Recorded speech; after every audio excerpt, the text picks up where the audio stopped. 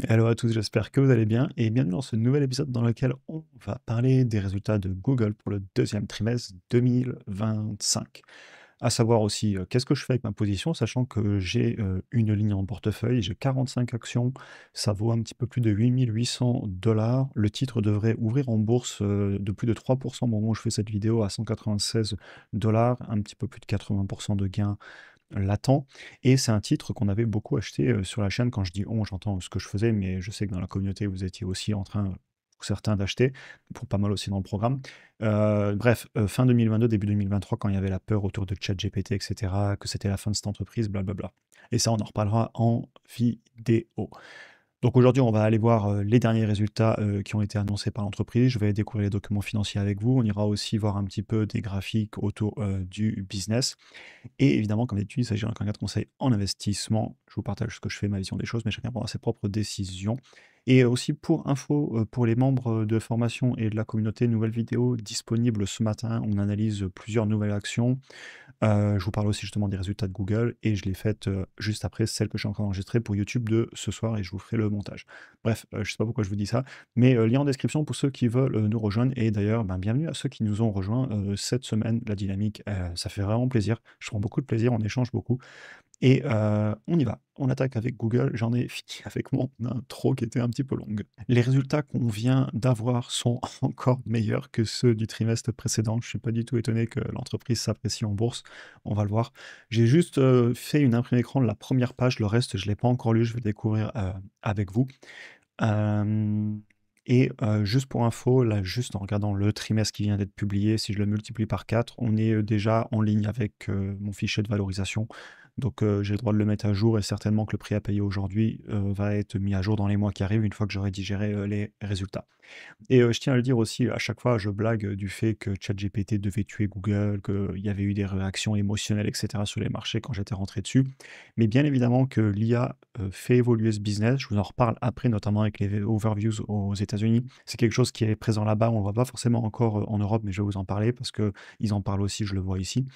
Et donc voilà, allons lire tous ces documents financiers. Mais bien évidemment, il faut être prudent sur toute entreprise et mener ses analyses. Alors, je vais zoomer un petit peu le document. On va se faire ça ensemble. Croissance globale du chiffre d'affaires par rapport au trimestre de 2024, le deuxième trimestre, on est à plus 14% et à plus 13% sans prendre en compte les taux de change entre les différentes devises. Ils nous disent que globalement, on est sur un très bon momentum, un très bon élan, aussi bien sur la recherche que sur YouTube, que les abonnements, que le cloud. Pour tout ce qui est les revenus type publicitaire, donc la recherche Google, aussi YouTube Premium, les publicités YouTube, etc., plus 12%. Et ça, c'est très important parce que on avait justement les peurs autour du fait que est-ce que Google allait s'en sortir par rapport au fait que beaucoup de leurs chiffres d'affaires viennent des recherches Google. Et justement, là, ils nous parlent qu'ils ont de la croissance et que globalement, ils voient que l'IA impacte positivement le business et notamment avec les AI Overviews. Et ça, je vais vous en parler un petit peu plus. Quand j'étais aux US, là, il y a un peu plus d'un mois, j'y ai passé 5 semaines, peut-être que vous le savez si vous êtes souvent sur la chaîne.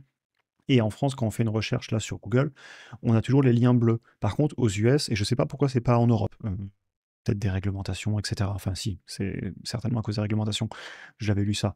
Mais aux États-Unis, en fait, maintenant qu'on fait une recherche Google, instantanément, vous avez une petite réponse générée avec Gemini, leur IA, qui vous donne une réponse un petit peu comme si vous demandiez à ChatGPT, à Grok ou à Gemini, mais c'est intégré dans Google.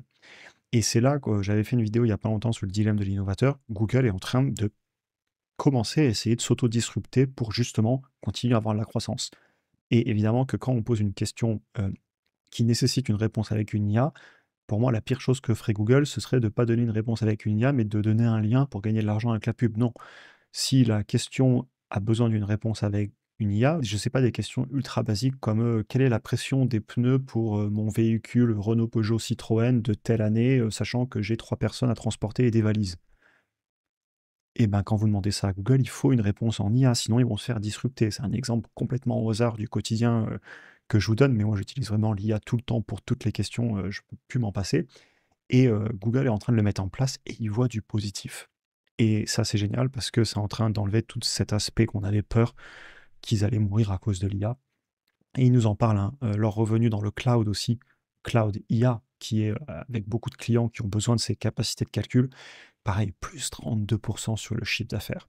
Et augmentation des marges, hein, le net income, donc les bénéfices augmentent de 19%, alors que les revenus seulement, donc le chiffre d'affaires seulement de 14%. Donc le bas du compte de résultat augmente plus vite que le haut du compte de résultat. Capacité à fixer les prix. Let's go. Qu'est-ce que je suis content d'être investi sur cette entreprise. Le portefeuille m'en remercie. Bref, ici vous avez le haut du compte de résultat, magnifique croissance, rien à dire. Et les marges, si on se les faisait à la calculette, mais là, 28 milliards.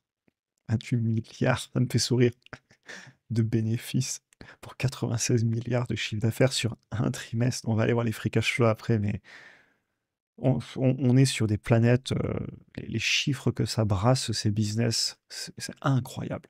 Faut réaliser en un trimestre, hein. Et les flux de trésorerie disponibles, ça doit être fou aussi, on ira les regarder après. Je voulais vous montrer la peur qu'on avait autour de la recherche Google. Eh ben, on est en croissance. YouTube, on est en croissance. YouTube, je confirme, même moi, je vois la publicité. Les CPM sont très bons. Ça paye. D'ailleurs, merci de regarder les vidéos, puisque ben, il y a un petit peu de publicité. Alors, je vous rassure, c'est pas grand-chose. C'est pas grâce à ça qu'on peut continuer la chaîne, mais c'est clairement grâce à ceux qui nous rejoignent dans la communauté, dans le programme et qui veulent aller plus loin dans leur apprentissage. D'ailleurs, ben, bienvenue à vous. Et comme je vous le disais, les inscriptions. Mais même la pub Google, hein, croissance, rien à dire. On va aller voir rapidement les documents financiers, je veux pas que cette vidéo soit trop longue et on est déjà pas mal avancé dans le temps. Cash équivalent, et à noter qu'il a baissé un peu, on ira les regarder plus tard avec des graphiques, mais je m'en doute, ils doivent investir comme des... Ils investissent beaucoup en CAPEX, on va le voir après, mais ils le faisaient avant et je sais qu'ils continuent, et tant mieux, on va en reparler après. D'ailleurs, vous voyez un property and equipment au niveau des actifs, plus 30 milliards de valeur. Je confirme, ils investissent, hein. Et on ira regarder un petit peu après. Ils ont de la dette a augmenté. Ça va pas me choquer du moment qu'avec les free cash flow, ils seraient capables de le couvrir en cas de problème. On ira regarder ça. Income statement rapidement. Je voulais juste regarder R&D. Oui, il m'augmente la R&D. C'est bien. Il faut. Je souhaite que ces entreprises continuent à investir en R&D. Sinon, moi, je veux une entreprise qui croit et qui innove, hein. Je veux pas une entreprise qui vit sur ses lauriers. Et le net income, bah, il explose. On avait vu, je crois, c'était plus de 19%, ils ont dit tout à l'heure. Ils nous dit là. Attendez, je nous le retrouve. Plus 19%, c'est ça. Juste les flux de trésor, les documents financiers, et ensuite, on va avancer. Je l'ai raté, bien évidemment. Il est là, cash flow statement. Ok, les CAPEX, regardez. Oh là là. Désolé, je me marre dans cette vidéo. On est passé de 13 milliards il y a un an sur ce trimestre à 22 milliards. 22 milliards d'investissements sur un trimestre. Il faut réaliser les montants. Je voulais vous montrer aussi free cash flow, cash issu des opérations, 27 milliards. Donc on est toujours en flux de trésorerie disponible positif. Cependant, attention, il a clairement dû baisser. Sur ce trimestre, ça se voit, hein, on a 5 milliards de free cash flow. Et il a dû être utilisé notamment pour payer du dividende, j'imagine. Oui, 2,5 milliards. Et du rachat d'actions. Ah bon, là déjà, clairement, on retrouve le fait que la dette long terme plus la position en cash global qui a peut-être dû baisser. On va le regarder en dessous parce qu'ils ont aussi racheté des actions. Oui, regardez, elle est là. Comme quoi, vous voyez dans les documents financiers, j'adore vous faire ça en direct parce qu'en fait, tout est lié. Et c'est une mécanique à prendre, je sais, mais c'est aussi beaucoup des sessions de travail qu'on se fait où de plus en plus, je fais de moins en moins de cuts. En plus, ça me fait gagner vachement de temps. Et en fait, tout est lié. Donc, je confirme que le cash équivalent a dû baisser un petit peu. Ils ont monté un peu la dette. Ils ont investi énormément. Ils ont payé leurs dividendes. Ils ont racheté des actions. Et quand je vois le prix de l'action par rapport à mon prix cible qu'on a regardé là en début de vidéo, ça me choque pas qu'ils rachètent. Je pense pas que le titre soit surévalué. Mais ça, on va en reparler. Allez, 2-3 graphiques et après on fera la conclusion. Je veux pas que la vidéo soit trop longue. Elle est quand même destinée à YouTube. Chiffre d'affaires, free cash flow, en retranchant les compensations en actions pour les employés et free cash flow standard. Je sais plus, ça me fait sourire. Cette entreprise-là, en 12 mois glissants, elle génère 74 milliards de dollars de free cash flow après CAPEX. Parce que le free cash flow, hein, c'est après qu'on ait fait les investissements. Pour 360 milliards de chiffre d'affaires. Et je voudrais qu'on aille voir ensemble les operating cash flow, justement pour se rendre compte des CAPEX. Or, si on n'a pas les CAPEX, regardez. Si on n'a pas les CAPEX, je me- c'est rare que je me marre sur YouTube, mais là, je me marre. 132 milliards de cash issus des opérations. Un tiers, plus d'un tiers de tête, hein. 132 pour 360, plus d'un tiers du chiffre d'affaires redescendu en cash issu des opérations. C'est une machine à cash. Et on avait des peurs qu'elle allait arrêter de le devenir. C'est pas le cas pour l'instant. On continue. Je voulais quand même vous montrer parce que tout ne peut pas être toujours rose. Oui, la dette totale est montée un petit peu. Vous le voyez ici. Bon, la dette totale, on n'est qu'à 13 milliards. Hein. Ils nous ont généré, vous avez vu le cash qu'on a généré avant, donc il faut pas longtemps pour la rembourser, vous inquiétez pas. Free cash flow sans les compensations actions réintégrées, donc free cash flow excluding stock-based compensation, on a fait 51 milliards en 12 mois glissants, donc la dette elle est remboursée en 4 mois, donc ça va aller. Et puis ils ont assez de cash pour la couvrir.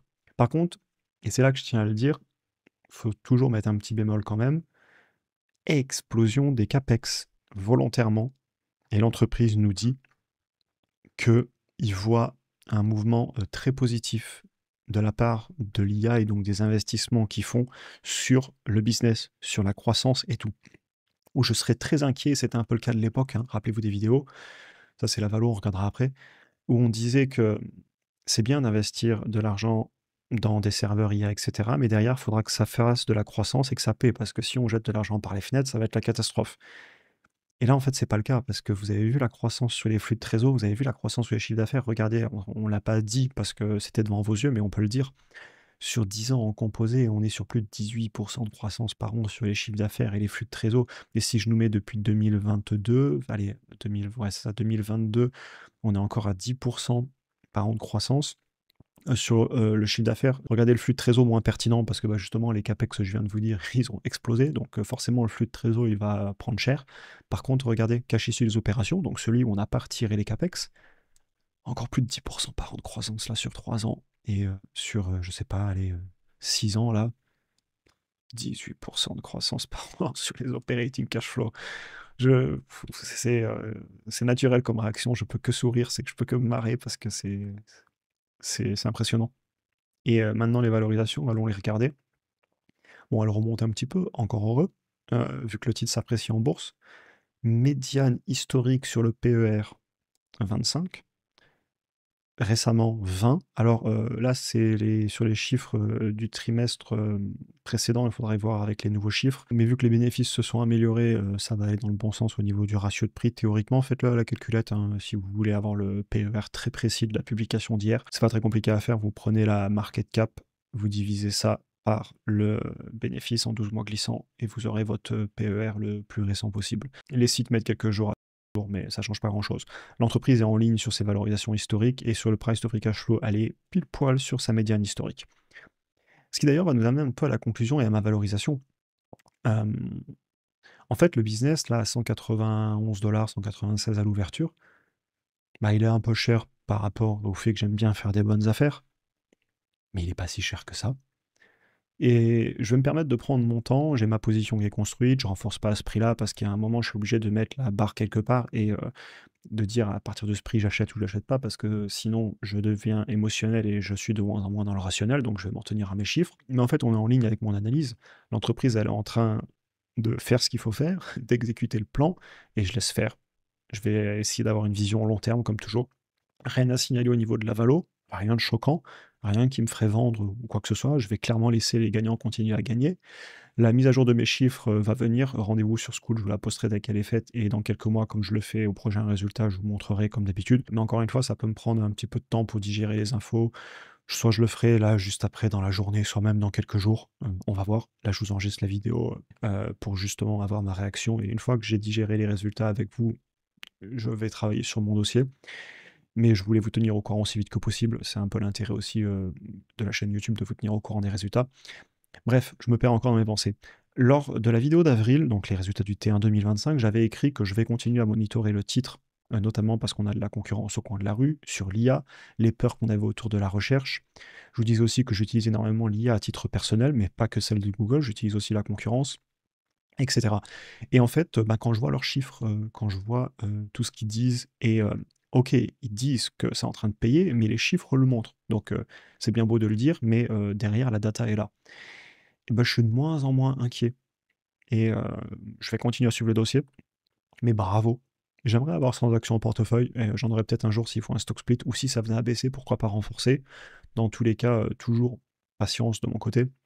C'est-à-dire que je ne vais pas être émotionnel, le titre en ce moment, il est en train de repartir sur les plus hauts.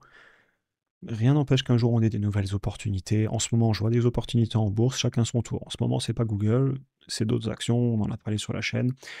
Et au final, j'essaie toujours de rester rationnel dans ma stratégie. J'ai mes listes de suivi, je sais quelle action je veux, à quel prix, et j'achète selon les opportunités du moment. Et ensuite, je laisse les gagnants surtout continuer à gagner.